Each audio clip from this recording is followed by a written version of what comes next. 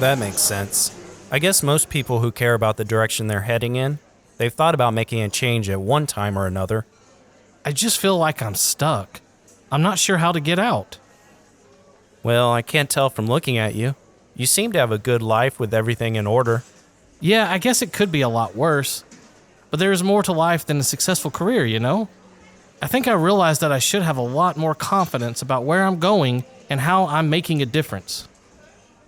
So what are you going to do? I'm not sure. That's why I wanted to ask you.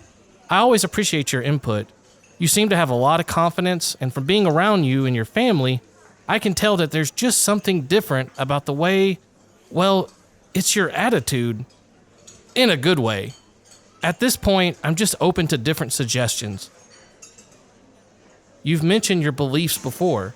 Do you think that makes a difference? Absolutely, it does make a difference. But it's more than just my opinion or feelings. I have complete confidence in the direction God has pointed me in. Justin, if you want to reset and find answers, then I think you need to move past different opinions and feelings and look for real answers in the Logos. The Logos? I don't know what that is, Scott. The Logos is Jesus Christ. Logos is an ancient Greek word which literally means word. Let me show you something. In the Bible, in John 1:1, it says, "In the beginning was the Word, and the Word was with God, and the Word was God. He was in the beginning with God. All things came into being through him, and apart from him, nothing came into being that has come into being." Logos is an interesting Greek term that is translated here as word. You see, the Bible writer is talking about someone here who he is calling the Logos, or the Word. It literally means word, but it was used figuratively by the ancient Greek philosophers to symbolize their understanding of the whole universe and its existence. It was closely aligned with the idea of rational thought. So basically, Logos meant a rational explanation of things. The implication is that we as humans have the capacity to discover great mysteries of the universe by our intellect.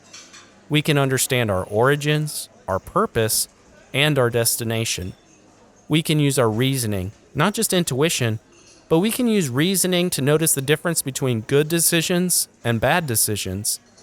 What the Bible writer is saying, using common Greek ideas at the time, is that the absolute source of all rational thought was in the beginning as God, and that everything that we are familiar with came into being through him. The Logos is this expression of God. So what you're saying is that we can find the answers to life's questions through God. Yes, but not just in a cosmological or philosophical sense, but in a practical sense. You said that you woke up one day and realized that your life was without direction and without meaning. The Logos can help you to find that direction. John 1:4 will go on to say, "In him was life, and the life was the light of men." Oh, so the light provides us with a direction when we're in a dark place. Exactly. So the Word can help those who are wandering. But the Word is also for those who are hurting. Some people may be stuck in a harmful lifestyle, for example. They know that what they're doing is not healthy, but they don't know how to change. They are looking for someone to help because they've tried different things that felt good, but nothing worked.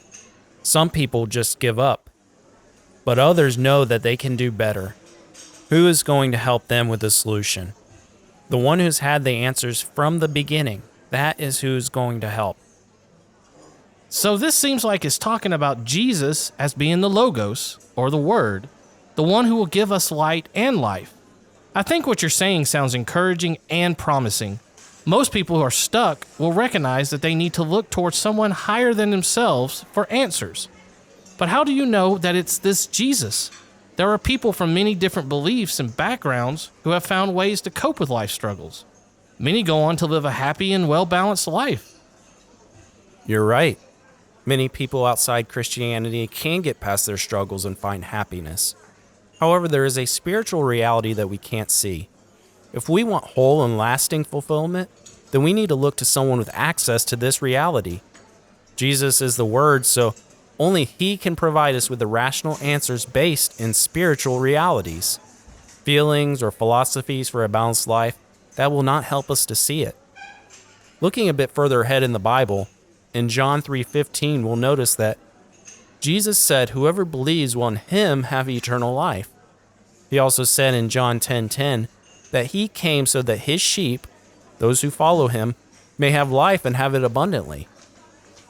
The Logos who was from the beginning when there was nothing but darkness, he has the answers that can give us light and life.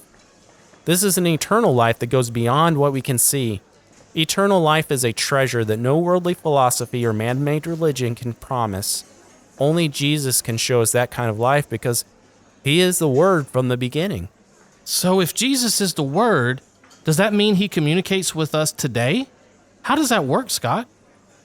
Jesus communicates with us today through the Bible. It works when a Christian hears the words of Jesus and his Spirit and tries to apply them in their lives through faith. That doesn't mean that Jesus has given us the answers to everything in specific detail just to satisfy our curiosity.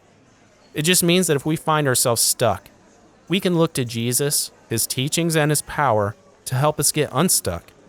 For those who are stuck living an unhealthy lifestyle, they can have new direction. They can have forgiveness and grace to change their lives. You can also find the change that you are looking for. It doesn't start with an inner feeling or man-made religion. It starts with the Logos. Okay, I can see how if there was actually a creator, that he would have the answers. I could also understand that he might want to communicate with us. If he cares for us, then he would want to guide us through this life. So what you're suggesting is that the Logos, or the Word, is actually Jesus.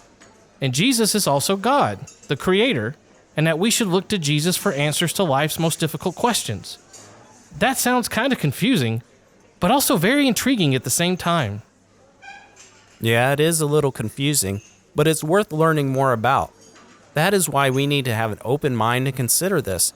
If Jesus really has the answers as he claims, and we're genuinely searching for those answers, we need to be willing to weigh the alternatives. I'll definitely agree with that. Do you see how we can find the answers in Jesus? Let us know your thoughts and questions down in the comments.